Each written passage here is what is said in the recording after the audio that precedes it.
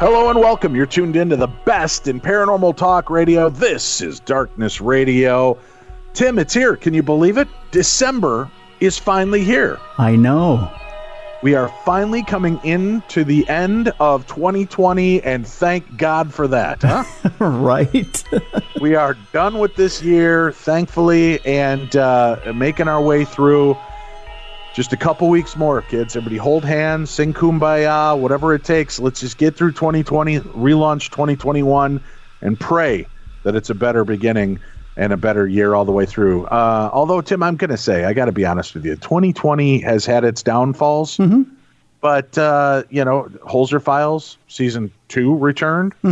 I got to do some cool specials. You got a TV show. Yeah. Darkness Radio moved to a bigger, better platform.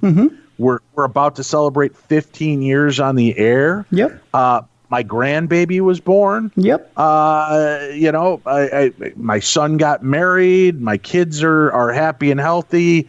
My wife's happy and healthy. I mean, overall, 2020 has had its moments, but I've had a decent 2020.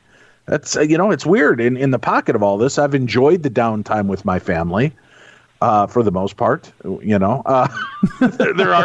are days, but it's been good. But you know what has bothered me? What's that? Is being cut off from traveling and seeing our friends at all of the conventions and events that we do throughout the year. Very true. Yeah, there's a whole huge big family that's missed quite a bit. And one of those families to me is the Darkness Radio group that goes out with me every year. Our Darkness Radio Road Warriors. We go out to different spots all around the world. And we've been to Romania and England and France and Germany and Scotland and Germany and Prague and everything. It's just been amazing. And there's a core group that makes every trip. And then we've got some satellite people that join us and become part of our family. And it's always been great. Well, one of those family members is with us today. And June has been a part of many of our different events and our travels. And I will tell you, Tim, she outwalks all the rest of us. This woman has more spunk than just about anybody on board our buses and trips. She spearheads the way, and her knowledge of the locations and history is astounding. She's one of our own little hidden gems here in Minnesota. We've had her on the show in the past talking about Haunted Anoka and some of the other cool stories of Minnesota. She's back now. Her book came out earlier this year, Hauntings and History of the Emerald Isle. And joining us today, June Gossler Anderson. June, it's great to have you back on the show. Well, it's great to be with you, Dave. It feels weird not getting our trip in this year, doesn't it? Well, yeah, but I'm looking forward to Scotland in June. So and as soon as I you said you'll give me the dates, and I'll put them on my calendar, and that'll kind of complete my goal of the British Isles.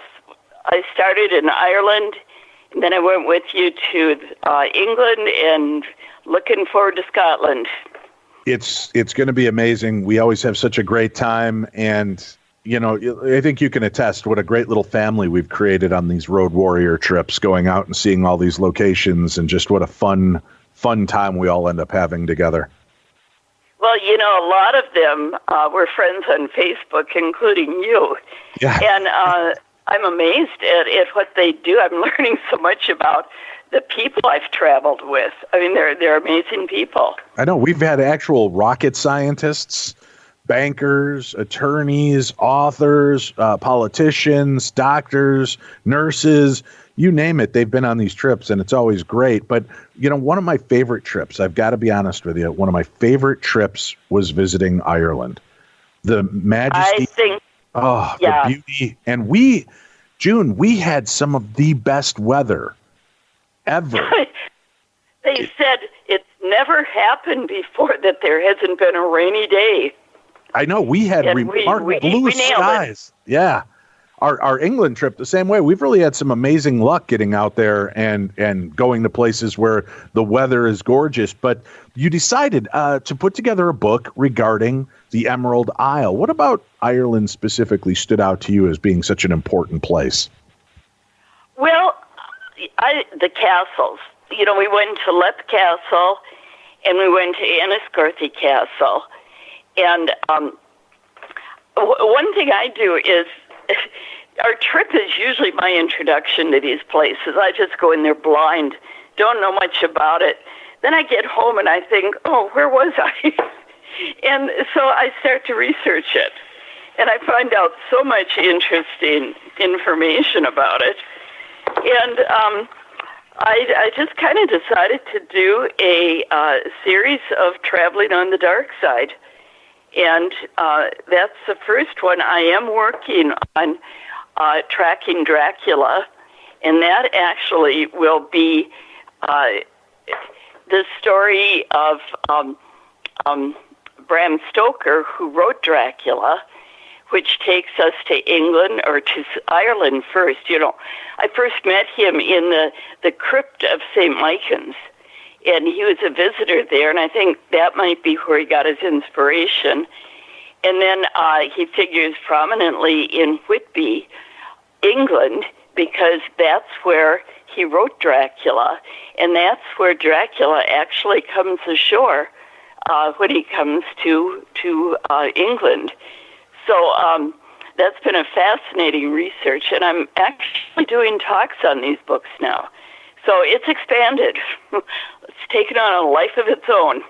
Pretty remarkable. And yeah, I mean, I'm looking forward to that. We'll definitely have you back on when the Dracula book is out. When do we see that? Is that going to be sometime after the beginning of the new year?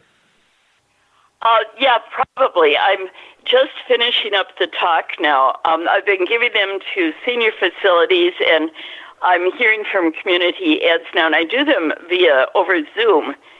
And I also am doing a YouTube on them. And so I'm delving into the Dracula more. I've got to expand it beyond the castles, into Hoya Baca Forest.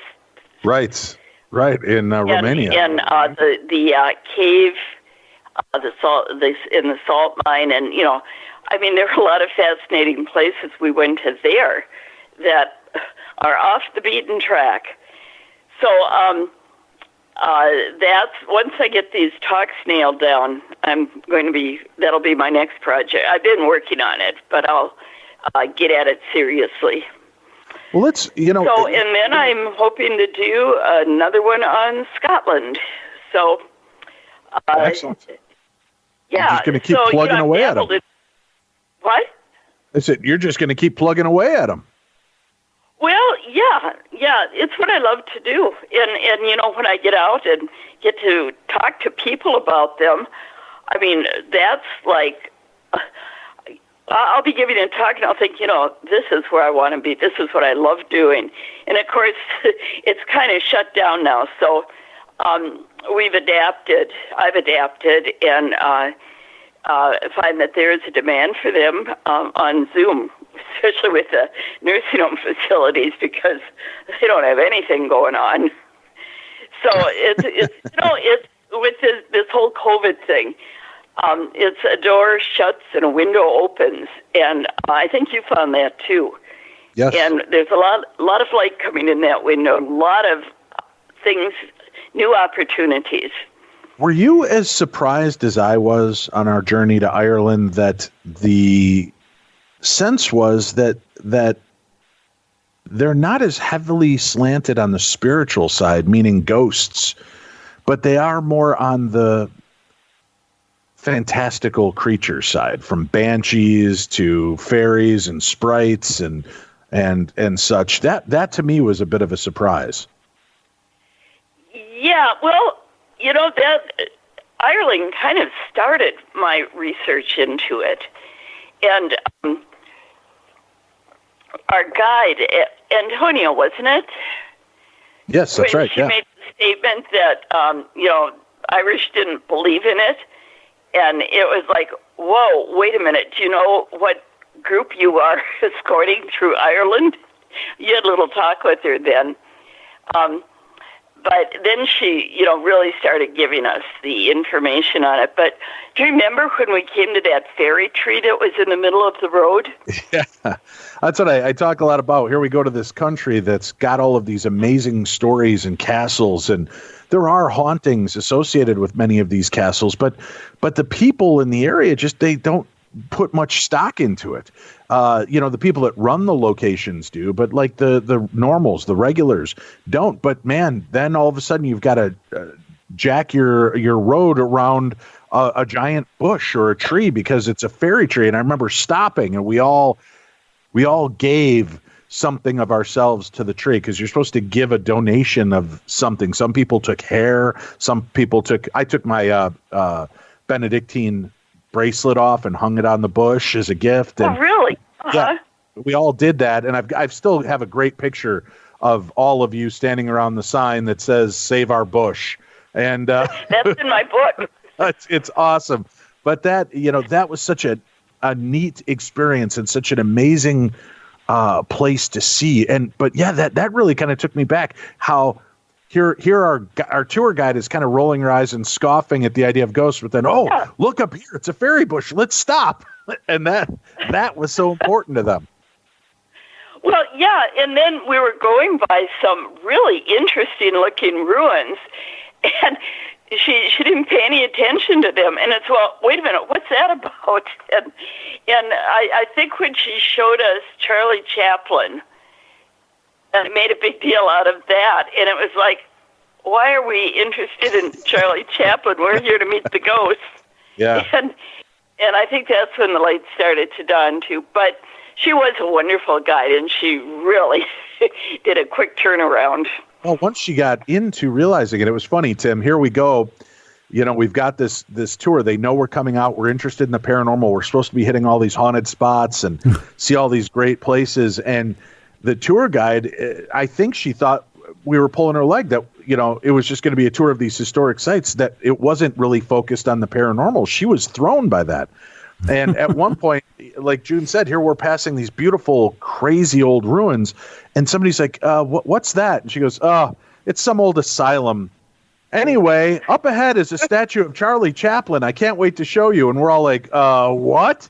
So Eric and I from the trip took her aside. We're like, let's go over this again. Darkness Radio Paranormal Tour of Ireland.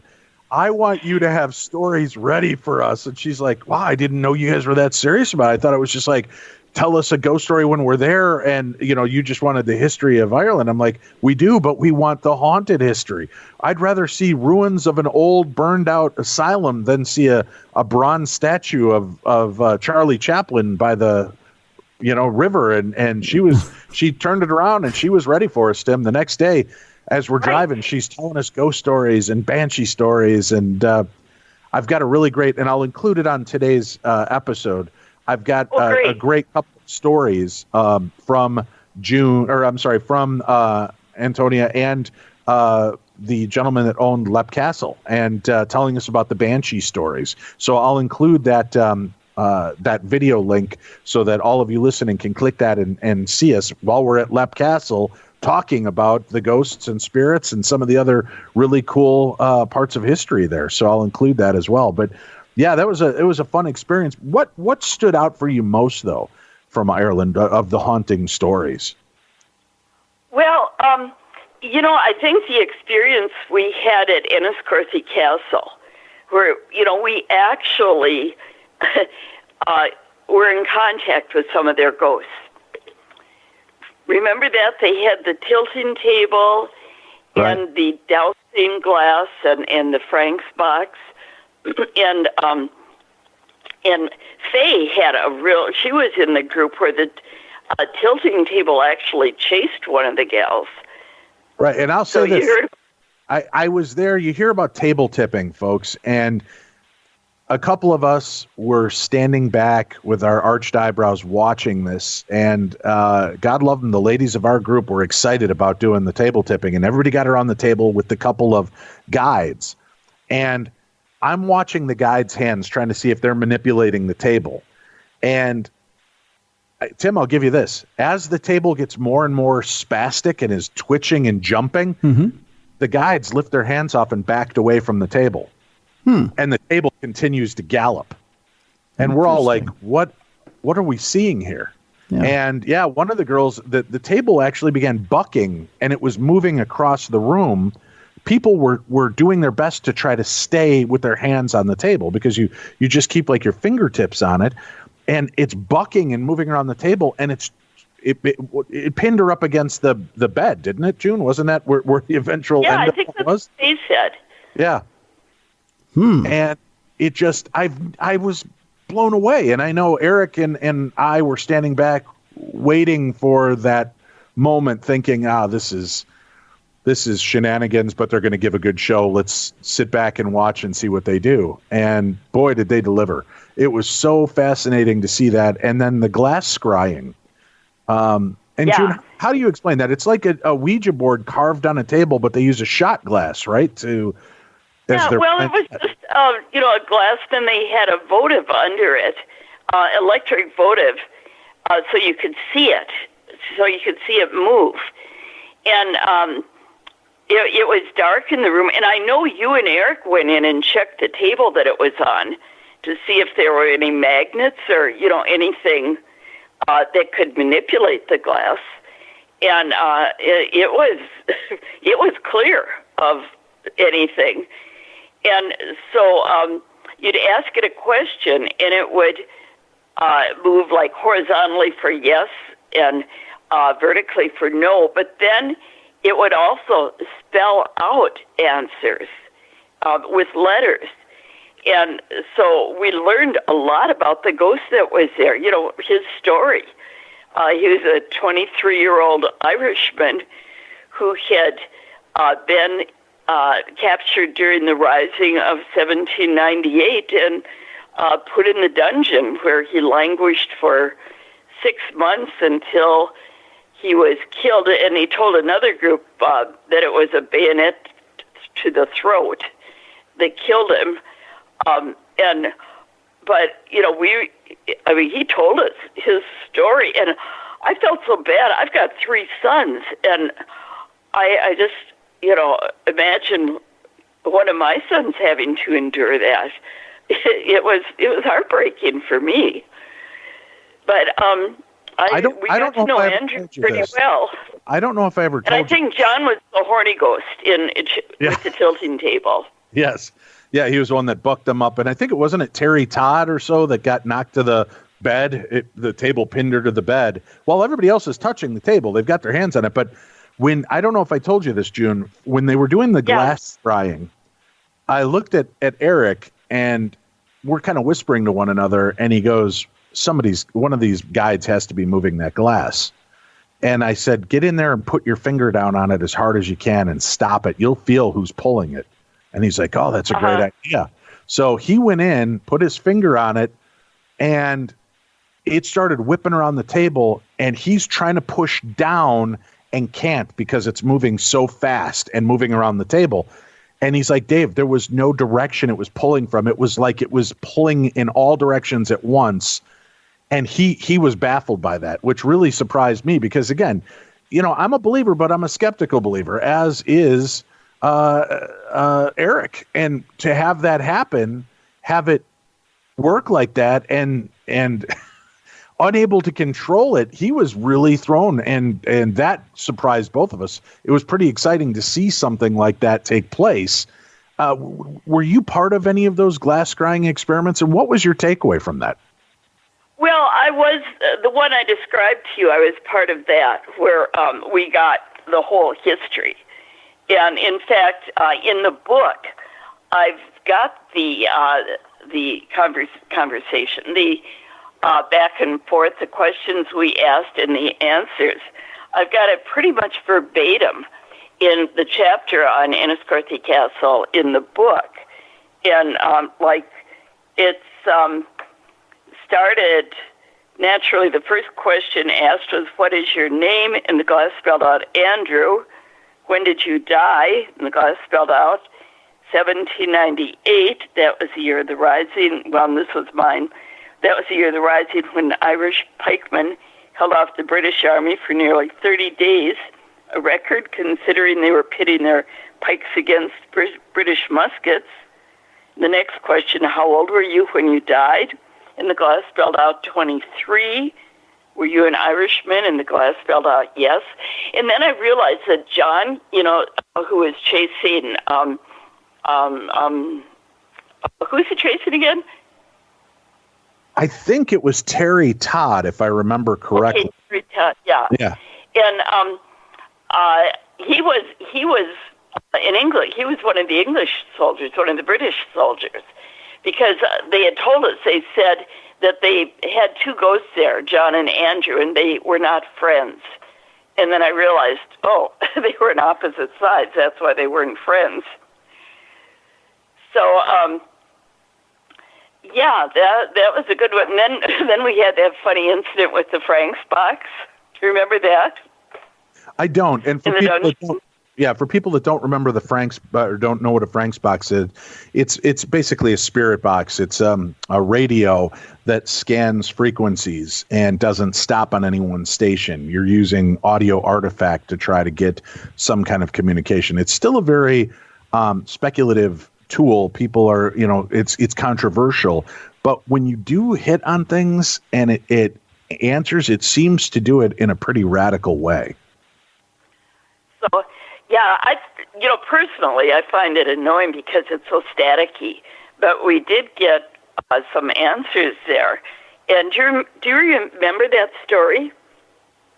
I don't. So please take it away. Sure. Oh, well, okay. So the group, as we were going down to the dungeon to try out the Frank's box, another group was coming up, and they were laughing like mad. And Jeff was with them, and they were laughing and saying, "Yes, you did, Jeff." And he says, "No, it wasn't me. It wasn't me." So what's this all about? And it was, the Frank's box said it was you. Well, when we got down to the dungeon, we put the Frank's box on the floor, and our guide said, when the last group was here, somebody made a rather rude noise. You can interpret that as you will. And it said, "Who was it?" And the box said, "Jeff, Jeff, Jeff." And it insisted it was Jeff. Right. And then we came up and we had a break. The Wexford Paranormal Society, we had a little lunch for us. And but Jeff was still insisting it wasn't him. But one thing, you remember Anne and Sharon? I think yes. Sharon has died, hasn't she? Yes, sadly, yes. We lost Sharon last year, yeah. Yeah. But, they would go off by themselves with their EVP and take readings. And when I was writing the book, I reached out to those who had been on the trip. I was taking all these pictures with my iPad, and I lost my iPad. I lost all my pictures. Oh. And so people who were with on the group were very generous about supplying pictures and stories. And the one that came from Anne and Sharon was this, and I'll read you the quote. "While my sister and I were in the dungeon, the spirit we communicated with claimed that they are alive and that they actually live in another dimension. Not ghosts, but other dimensional beings in the dungeon with us that night." I thought, well, and I know you've said in your talks, you've talked about other dimensions. And, we don't know. What is it? Einstein said 11 dimensions or something. But after I thought about it, I realized those spirits have been hanging around the castle for over 200 years. And they're probably playing pranks on each other to amuse themselves. And I bet they were playing a prank on us, too. Okay, we'll put them on. Okay, we're from another dimension. Or are we truly getting that answer? I mean, that's part of the big what if about the supernatural and the paranormal. What is causing this activity? Where are these energies coming from? do we still live here, but just in a higher level, but the same location? Like the Jeffersons, we're just moving on up. We're in the same plane, but we're on a higher stage, if you will. And is that what they're trying to convey to us? But sometimes it just, you're in an ancient castle, you're in an ancient ruins, and their answers are very contemporary. So you're right. Is it spirit joking with us, or is it a spirit that's evolved with the times and is familiar with us and what we're doing as well? It's really hard to say. It's something that keeps me scratching my head and interested in exploring, deeper. And that's why I think we keep going out and doing these things. Well, and that's where I'm at. A ghost story is good. Okay, the ghost came out of the closet and said, boo.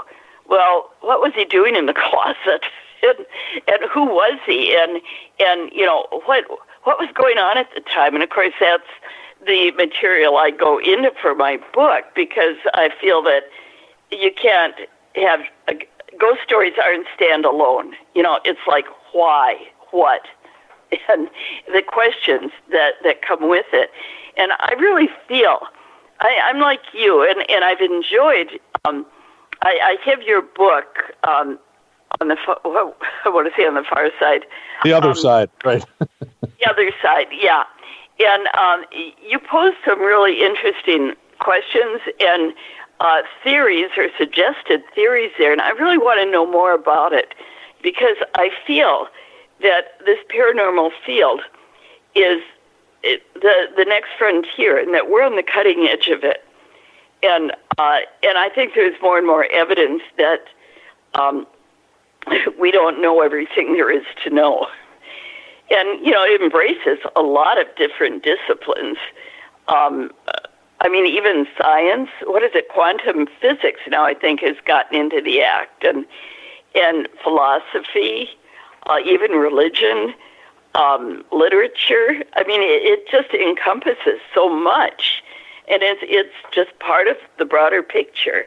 And I'm really interested in knowing what's going on, So this has been a fun way to discover some of that. And then I end up doing the research on it to see, okay, what's that all about? I've got to ask you, with all the research and fascination you have with the supernatural, June, where did that stem from for you?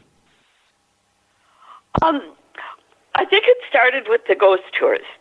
I've always, I've always listened to people's stories and not really had an opinion one way or another. And I started doing the ghost tours in Anoka. It was right after my husband died in 2007, and those are historical tours with the ghost stories thrown in to spice them up. But the stories we tell are not made up, and I've talked to most of the people that those stories have come to, and they've told them to me firsthand. But that whetted my interest, and I would hear a lot of stories from the people who were on the tours with me. And, some of them, it was like, yeah, I didn't pass judgment on any, but some were a little obvious. So the door kept swinging shut. Well, was it balanced, the knocking in the walls, have you got loose pipes? There's obvious answers to a lot. But, as I heard a lot, especially people who learned of a relative's death when they came to see them, when they came to visit them after they had died. And that was the first they knew of it. My mother-in-law, my husband's mother, had some psychic abilities, although I didn't appreciate it at the time. But my husband said she could read tea leaves, and she quit doing it because she didn't want to relate what she was seeing to the people that she was reading them for. And she'd immigrated from Sweden, and all of her family was back there. And she would some mornings she would say, Gunnar, somebody died. I dreamed of black horses last night. And sure enough, they get a telegram from Sweden a day or so later that somebody had died. And again, I just kind of, they were just stories. I didn't pay much attention to them. But when I started doing the ghost tours, I started thinking more seriously about it. But I think my real breakthrough was when, I think it was Sharon Scully, who is community ed director at Centennial. I did classes there on how to publish your book and not go broke. And she contacted me once, and she said, I think you might be interested in this class. Dave Schrader is teaching on ghosts. What was it? Something 101? Right. It was basically Paranormal Investigating 101, just kind of going over the basics of how, when, where, and why we do these things. Exactly. Well, I snapped that up, and I signed up for it. And it was just so interesting. And you were talking about a trip to Ireland then, but that one was filled. And so the next year, when the trip came up again, I signed up. And that's kind of been my journey. And you were a big part of it. Oh, a really big part was when we did the investigation after that class at Banfield Lock, Center for the Arts. Right. Remember that?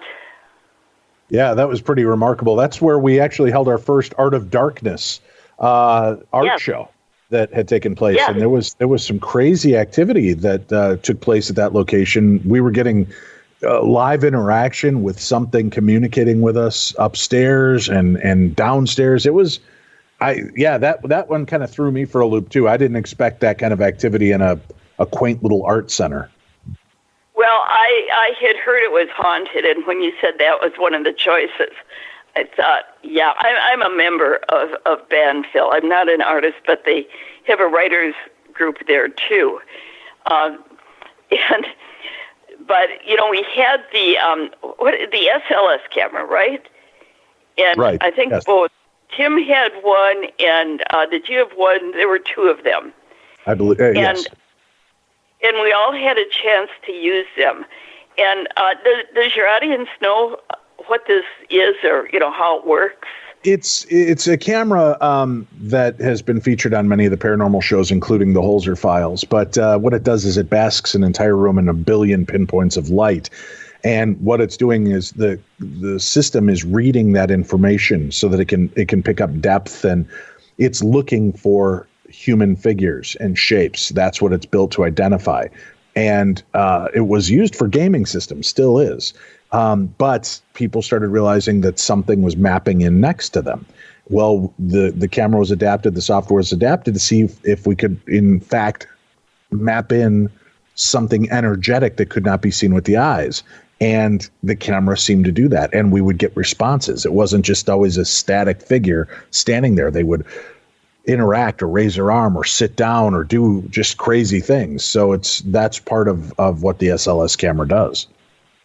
Well, I hooked up with a husband and wife. That was in the big room, Banfield Lock. And it was a room, Banfield Lock was built in 1847. I think it's the oldest building in Anoka County. And it was a tavern, the Banfield Tavern. And a lot of soldiers and trappers would overnight there on their way up north or down south. And they had these big closets that they would throw their sacks in. And on that night, the wife had the camera, and I'm looking over her shoulder, and her husband goes to open one of the doors of the closets, and you can see him mapped in on there, but you can see a shadow around him. It's dark in the room, but you can see a shadowy form, and then it looks kind of like a stick person in green. So he opens a closet door, and out hops another little stick figure in green, but this one didn't have any form about it, and it wasn't anything we could see. And it stood next to him, and kind of was looking at him, and then it starts tousling his hair. And the husband was totally unaware of anything going on, and his wife and I could see this. And we're laughing. I mean, it was really funny. And so that was kind of my wake-up. Well, then we were down the basement, too. And didn't you see when sitting on a bucket, you were kind of wondering what it was doing? Oh, that's right. When I went down there, the basement was just really weird and kind of creepy looking, right?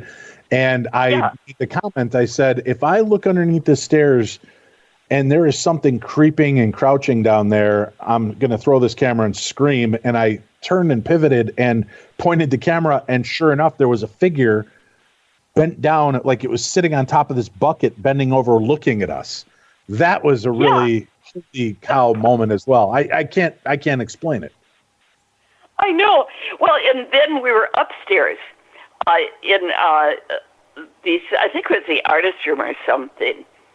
And do you remember that you took an EVP up there? And yes. You recorded this voice, and we were all very quiet and gathered around and listening. And we heard the voice coming through the recorded EVP, "Get out." And it was very demanding, "Get out." And you said, "We are guests here, and we have to be courteous, and so we will leave." And so the ghost requested us to leave, and so we did. And that place just was jumping with them, though. And with the SLS camera, we could see so many. I had it for a while. And no matter where I went, they were there. And we were supposed to be there until 1 o'clock in the morning. And at 11, we wrapped it up. We had seen so much, we didn't need to stick around any longer. But I wrote that experience up. And actually, it was published in Fate magazine, and it was also a runner-up in the chapbook that Van Phil Locke puts out every year. And then it's in my book, The Haunting of the Masonic Lodge. It didn't have anything to do with the Masonic Lodge, but I had to include it in there. So that story's gotten out, of our experiences there. What was that like to actually have that experience for yourself, to no longer just be a passive reader or listener hearing somebody share a story, but to be in a location and start to see that activity take place and unfold in front of you? Well, I think, that was a breakthrough. And, I hate to say it makes a believer out of you because, people say, "Oh, do you believe in ghosts?" And I'll say, well, I've never seen one, but I've met a lot of people who have. And, I finally was able to see something concrete with this. And so I went out and I bought myself one. And I've gone to, there's a place in Anoka. Actually, it figures in my book, The Haunting of the Masonic Lodge. It's the big White House, formerly the Colonial Hall in Anoka on 3rd Avenue. And that is one of the hot spots on the ghost tour. And so I've been there with it, and I've seen them there in different spots, and it's just like, okay, hello, old friend. I mean, and even in my house, and I know you said you're not supposed to do this, but I have seen them in my house, and I think, well, if they're here now, they've always been here, and they've never bothered me, so, there's nothing to be afraid of. Now I can just kind of see it. So it just makes you realize that there is more to life than what is readily visible to us, that, there is something out there. And that's why I say I think it transcends so many of the different disciplines. All right, we'll take a quick break. We'll come back. We'll dive a little bit deeper into some of the hauntings and history of the Emerald Isle. Here's some of the history of the castles and the famous ghost stories of Ireland. We've got a link up for the book on today's program guide, so make sure that you order a copy of the book for yourself and get even deeper into these stories and histories. I've also got a link up on today's program for the actual story that was told to us by the owner of Leap Castle and our tour guide regarding banshees and some of the fairy spirits and sprites. It's really remarkable. It's a fun little video, so go check that out as well. Stay tuned. We'll be back. We've got more coming your way right here on Darkness Radio.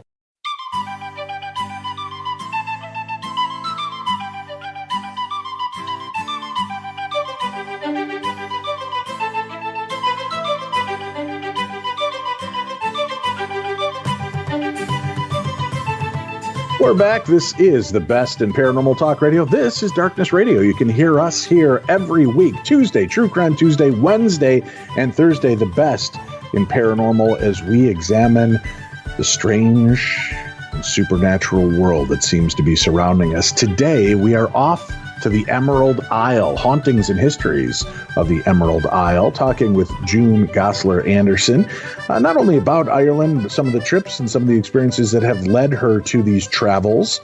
And we just heard about some that were right here at home in Minnesota. But let's take a look again into Ireland. And maybe, since we've mentioned Leap Castle, maybe you could give a little bit of the history and story and haunting of Leap Castle to let people know about that. Oh, sure. Leap Castle, it's spelled, when you look at it, it looks like Leap Castle, but it's really Leap Castle, and it's from the Gaelic Leap of the O'Bannons. And it was built, I believe, in the 13th century, about 1250, by two brothers who were vying for, there's a lot of competition among these Irish, but chieftains.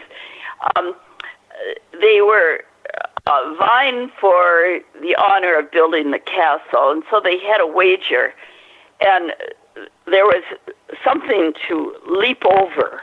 And I don't know if the loser fell to his death or what. I shouldn't get that part of the story, but the winning O'Bannon brother built the castle, and that's why it was named Leap Castle. Well, they were a minor Irish clan, and they were not too long after, and I don't know how, if it was peaceful or forced, but the castle came into the possession of the O'Carrolls, and they were a very powerful clan in that part of Ireland. In fact, I was there on a normal trip a couple of years ago, and in that county of Ireland, there's a lot of O'Carroll stores, so the name is still around. But anyways, the father, Murtagh O'Carroll, when he died, he had two sons, Teague, one-eyed Teague O'Carroll, and his brother, Thaddeus. Thaddeus was a priest, and Teague O'Brien was not such a nice guy. But anyways, they were vying for chieftainship of the castle. And Teague, one-eyed Teague, settled the dispute when his brother Thaddeus was saying Mass in the altar of the Bloody Chapel, which we visited. And he took his sword and he slew him over the altar, and he became the chieftain. So ever since then, the chapel has been known as the Bloody Chapel. We were up in, do you remember when we were up in the Bloody Chapel? Yes, I do, yeah. Yeah, it's a huge room. It's above the main part of the castle or the keep. We went up through a spiral staircase. It was rather treacherous. Fortunately, there was a railing that I hung on to, and we came into this huge room, and on one wall was a place kind of, it was the altar. And then on the other end of the room it was like a closet, and it had a hole in it. And it looked like it could have been a privy in there, but it had a much more sinister purpose. And it was called the oubliette, and that is French for forgotten. And that was where prisoners would be dragged up these circular stairs and thrown down the oubliette. And there was a long, sharp spike at the bottom. If they were lucky, they landed on the spike and died instantly. Otherwise, they just laid there until they died of their wounds and starvation, and they were totally forgotten. When they did restoration of the castle in the 20th century, I think, after the rising of 1922, they took out 3 cartloads of bones of people who had met their death in the oubliette.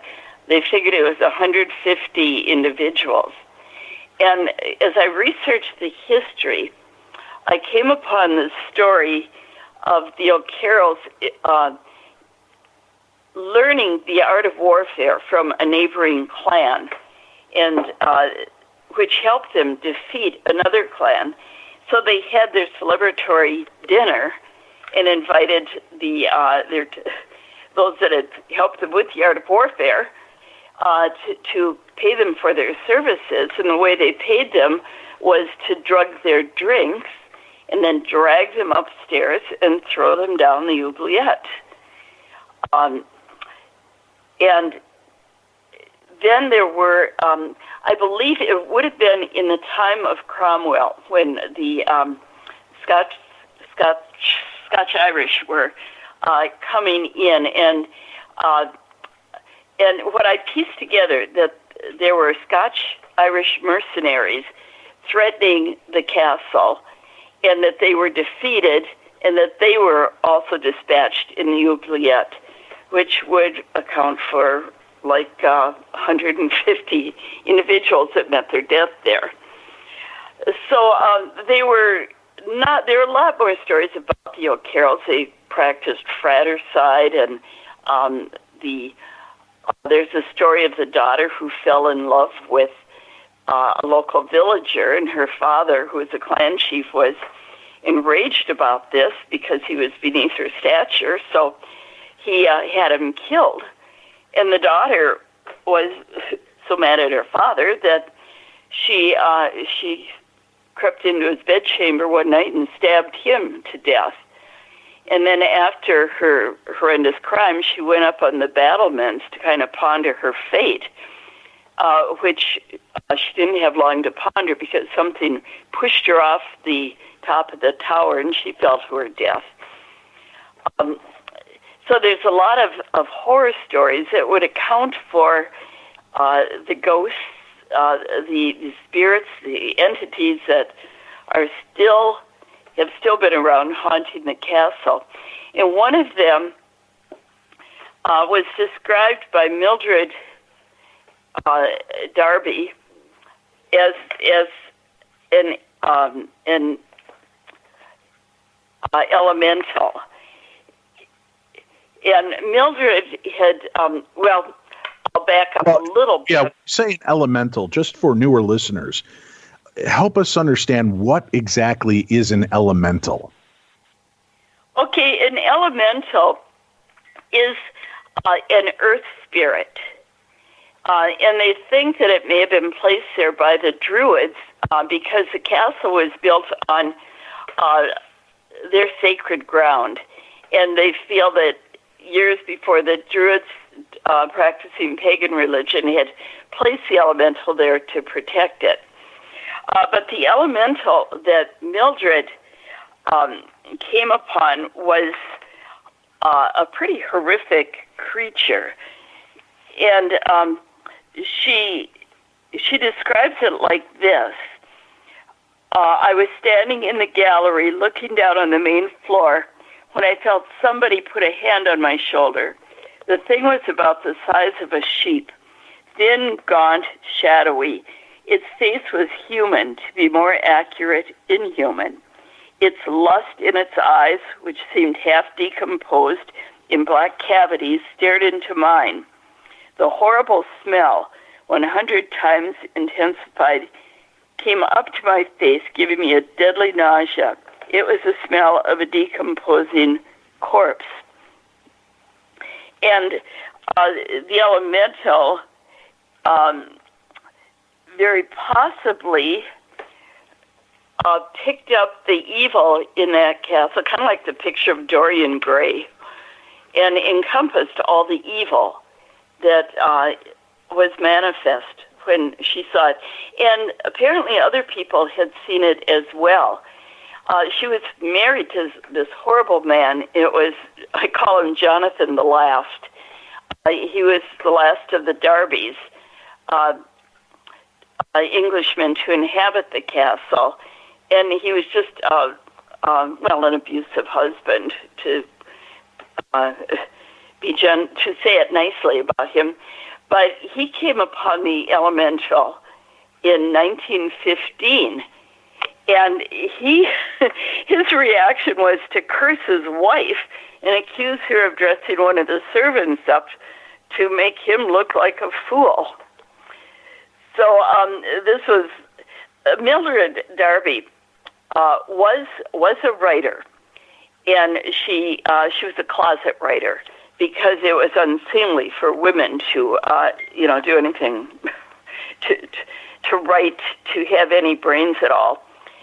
So she wrote under the name of Andrew Mary, and she published a lot of Gothic novels while she was living there under the name of Andrew Mary. And she wrote in rather a masculine tone. But as when Jonathan found out about it, he forbid her to write and publish her works anymore. Well, she didn't publish them, but she did continue writing. And they were hidden away, and we kind of think that, Jonathan was like 15 years older than her. She was 20 when she married him. He was 35. And maybe she was waiting for him to become a ghost himself. And then she could sell her or publish her manuscripts and make some money.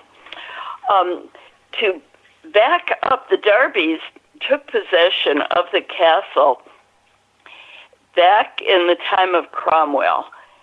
And there's two stories about it. The romantic one is that Jonathan Darby was imprisoned in the castle and fell, one of the daughter of the clansman of the chief, fell in love with him, and they plotted his escape, and he made his escape, but they met her brother on the stairs, and Jonathan took out his sword and slew him, and then she became the heir to the castle, and that's how the Darbys came into the castle. Well, it's a romantic story, but first of all, the dungeon... I love that a lot of these places have these romanticized versions of the story. I don't know if it's for tourism or just trying to rewrite history. And then you start digging in and you get to the real history, and it's always 100 times more gruesome. Yeah, well, how did he get out of the oubliette? And how did she find him? And where did he get the sword? So, but there was a more realistic story in that Jonathan Darby was actually one of Cromwell's soldiers who overpowered the Carrolls and took the castle, and this was his reward. It was his payment for his service. So the Darbys moved into the castle, and he had a son who was called the Wild Captain, and he was an English. He was on the side of the English, and during this time, Ireland England had subjugated Ireland, and there were a lot of penal laws passed, and there were uprisings, and it was a horrible place. The potato famine was a result of this, but the English treated the Irish very badly. And the wild captain, Jonathan Darby's son, who was also Jonathan Darby, was in the English army, and somehow he had come upon some treasure. These stories are always a little sketchy. And he buried it on the castle grounds with the help of 2 servants, who he murdered so that they wouldn't know where the treasure was and be able to dig it up. Well, when the tides of changed, the Irish became dominant, and he was taken prisoner and thrown into an Irish jail and sentenced to be drawn and quartered, which is a horrible way to die. But they didn't do it right away. He languished in jail for many years and pretty much lost his mind there. And then when William the Orange regained the English throne, he was freed from jail. He returned to Leap Castle and tried to find his treasure where he'd buried it, but he couldn't remember. And, of course, those who might have helped him out, he had murdered. So they say his ghost still prowls the grounds looking for his treasure. Well, the castle passed down through a line of Darbys until it came to Jonathan the Last, who inherited in 1880 from his grandfather and married Mildred Dill. And I've pretty much told you her story. She was really a nice lady. She was sympathetic to the Irish. In fact, one of the books she wrote and published under a pseudonym was The Hunger, being realities of the famine years in Ireland, 1845 to 1848. In 1921, another rising was brewing, and Jonathan got wind of it, and so he left England with his family and his possessions and Mildred, but her manuscripts were locked away in a cupboard. And you remember when we went to the castle, it had been bombed out and burned out, and Sean Ryan was busy restoring it. And that happened during the rising of 1922. The Irish, so many of the English had taken over the Irish castles, and the Irish were so irate about that to get even, they destroyed their castles. Well, Jonathan and his family were safely in England, but one night a group of villagers came to the castle, and they burned it, they set off bombs, and really wreaked havoc on it. And the castle laid in ruins for about 70 years. But villagers would say when they passed by, they could see lights in the bloody chapel, just like 1,000 candles were lit up there. Well, in 1975, Peter Bartlett, who is a descendant of the O'Bannons, bought the castle and with the idea of restoring it, and so he set to work on it. And he worked on the castle until he died in 1989. And then Sean Ryan bought it, I believe, in 1991. And he resumed working on the keep, which is the central part of the castle, which we visited, remember? You know, it was just a neat place. Very. And he restored the bloody chapel, put the roof back on. He had a few unexplained accidents, like for one thing, his tools were always out of reach. They weren't where he had put them. He had one accident where a ladder was leaning against a wall, and it tipped over backwards, and he fell and broke both kneecaps. So he would be laid up for a period of time while he was working on this. But they had it restored in time to christen their baby daughter in the Bloody Chapel.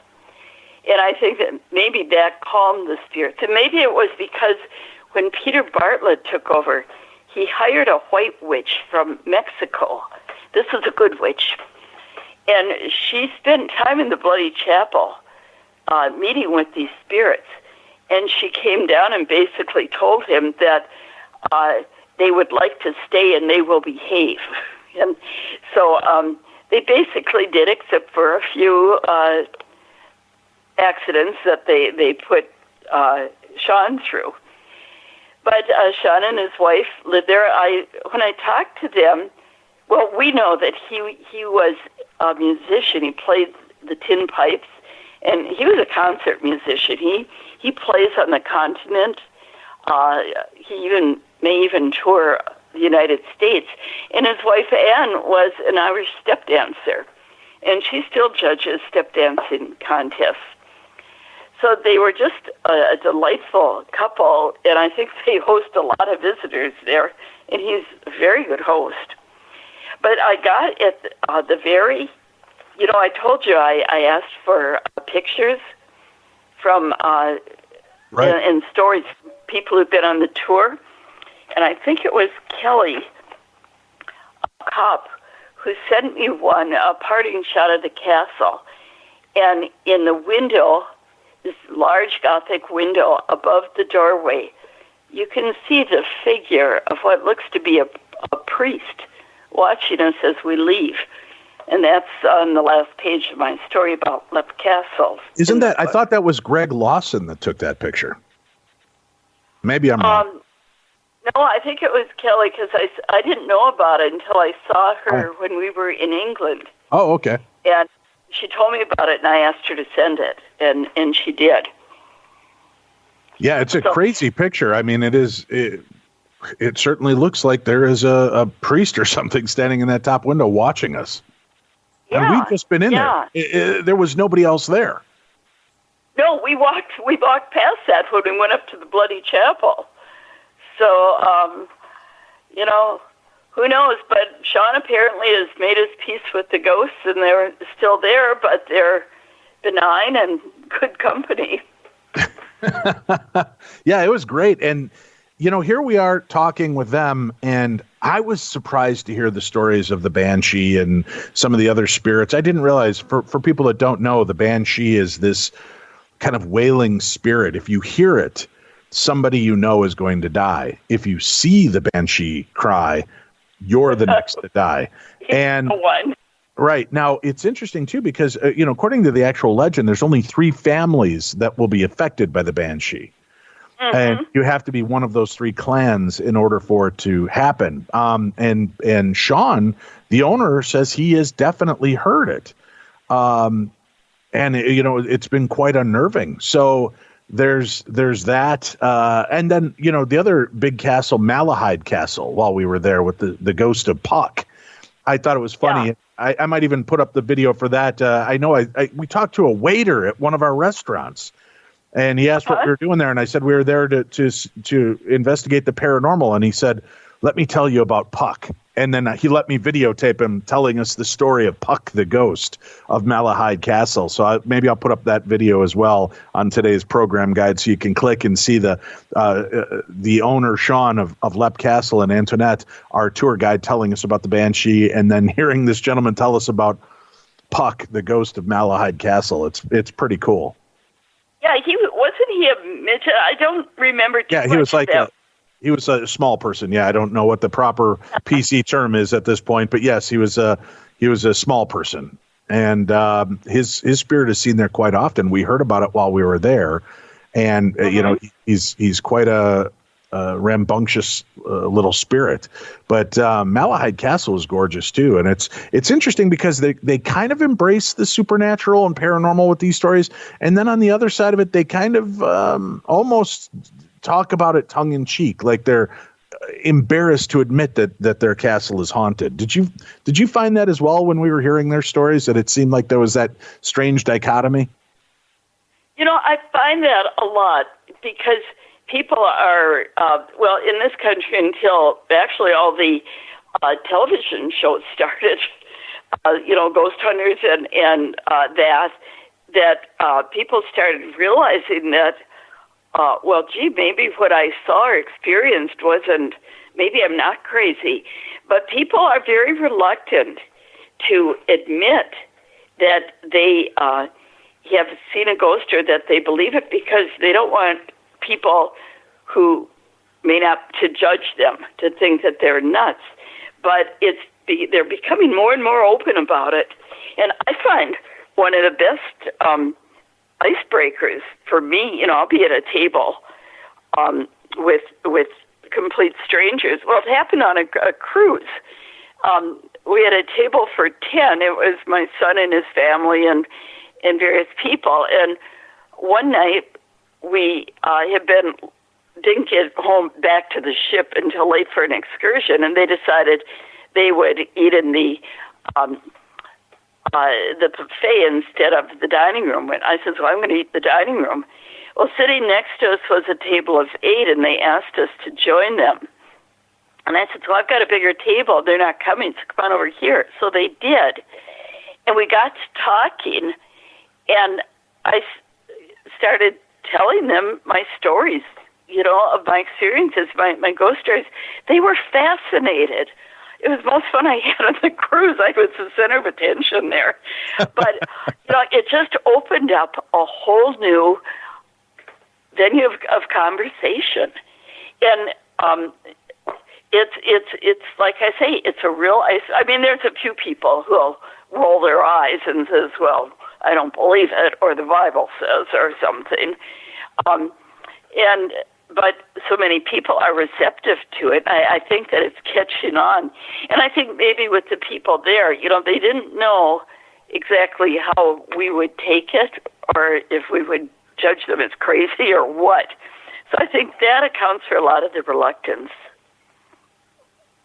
Yeah, it was weird. Like I said, some people really embraced it. Others kind of just rolled their eyes and scoffed at our fascination. But it was one of those cases, though, where they'd roll their eyes, but then they all had a story to share. But I don't know that they look at their spirits as so much dead people as they do these otherworldly beings, these elementals, these sprites, these fairies. And I guess, one of my other big surprises, they kind of laugh at leprechauns. They're like, America created leprechauns. Darby O'Gill and the Little People, the Disney movie, created leprechauns. When you go to the Leprechaun Museum, it's the Darby O'Gill poster. It's the Lucky Charms guy. That's their leprechaun. The horror movies, they don't really have that belief system. No, and Antonio told us that the leprechauns are a Disney creation, and also, the fairies are Disney creation. The cute little fairies that flit around. That's right. But they're more like the fairy in I'm trying to think of the Hobbits. Right. Yeah. The Hobbit and Lord of the Rings scenarios. Right. Yes. Right.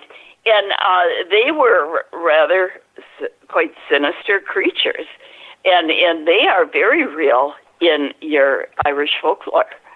I mean, as attested by the fairy tree. She said also that when they built the runway at Shannon Airport, they had to divert it so that they didn't take out a fairy tree. Right. Yeah, I thought that they're serious about it.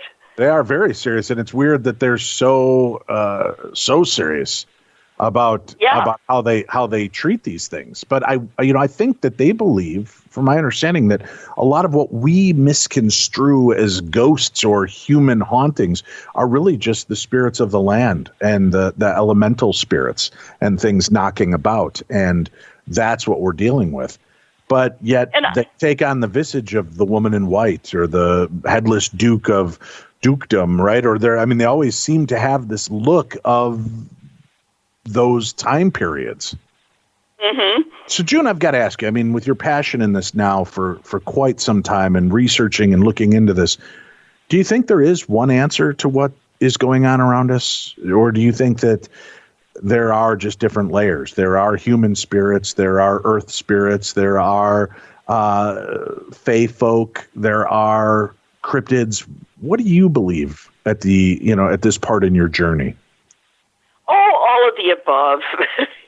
I'm still at the exploratory stage, but if you look back to the ancient religions, pagan religions, to the American Indians' belief in the Great Spirit and spirits, that spirits inhabit everything, and I think that the answers might lie there as we look back at what the ancients believed. They might have nailed it, and then with Christianity and that, it pretty much poo-pooed all of that, and we're starting to rethink a lot of things. So it's kind of open right now, and I'm hoping to find out more about it. Have you ever been afraid of an experience that you've had with the paranormal? No, I haven't. I've never had.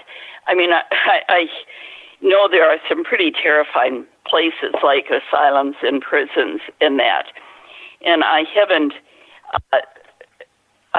been in any of those, and so I find it interesting, and I'm not psychic. I don't have a sixth sense. I don't really pick up on any of that, and I just kind of consider myself an observer.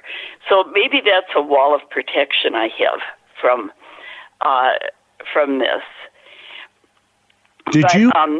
Before we say goodbye, did you have a favorite ghost or ghost story of Ireland?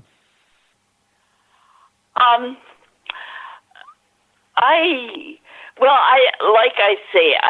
think my heart went out to Andrew in Enniscorthy Castle, and I just felt very badly for him, and then it kind of makes you think of human history, of how many have gone through these same experiences, that met their death the same way he did. Have you got time for one quick story? Certainly, please. Okay, well, this took place at the Palmer House and in the Czech Cemetery outside Prague. And you weren't there. You weren't in either one of these. But I was so fascinated. Then I don't have time for it. If I'm not a part of your story, I have no time. Oh, come on now. Go ahead. Okay. Well, my sisters and I went to the Palmer House on my birthday. And Charlotte took us downstairs. We sat in that big room. And she said, let your eyes get accustomed to the dark and call out if you see anything. And as I looked up at the ceiling, it was kind of a dark gray, but I could see these dark masses against it just swirling up there.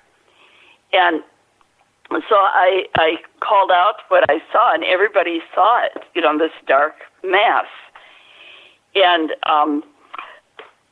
then when we were in on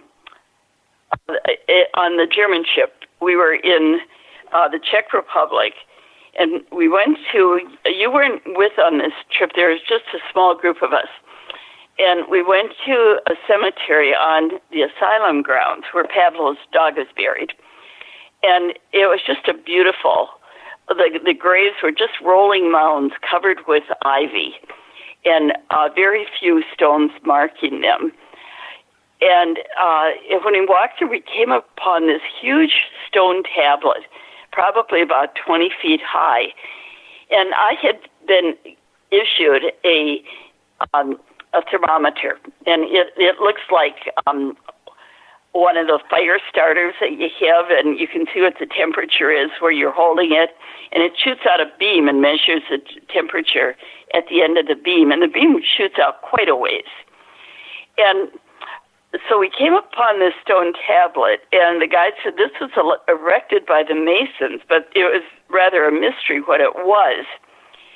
And I just, out of curiosity, I started moving my temperature beam up the stone, and the temperature was about 75 degrees where I was standing. And as it went up the stone, it dropped and up to where it was in the low 60s. And then at the top of the stone, framed against the sky, was this dark mass, just kind of sitting up there, swirling a little bit, that looked an awful lot like the mass I had seen at the Palmer House. And it was kind of like, okay, I've seen that before. And had I not been at the Palmer House, I probably wouldn't have paid any attention to it.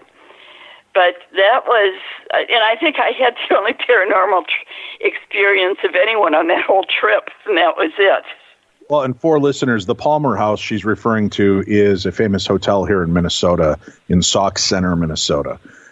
It has been featured on many different paranormal TV shows, but it is our little paranormal gem in the state, and we've all had really interesting and some profound experiences there. Very cool, June. Well, keep plugging away, knocking out the books. We'll look forward to talking to you when your Dracula book is out, and follow that journey. I'll let you know, and I'm looking forward to Scotland.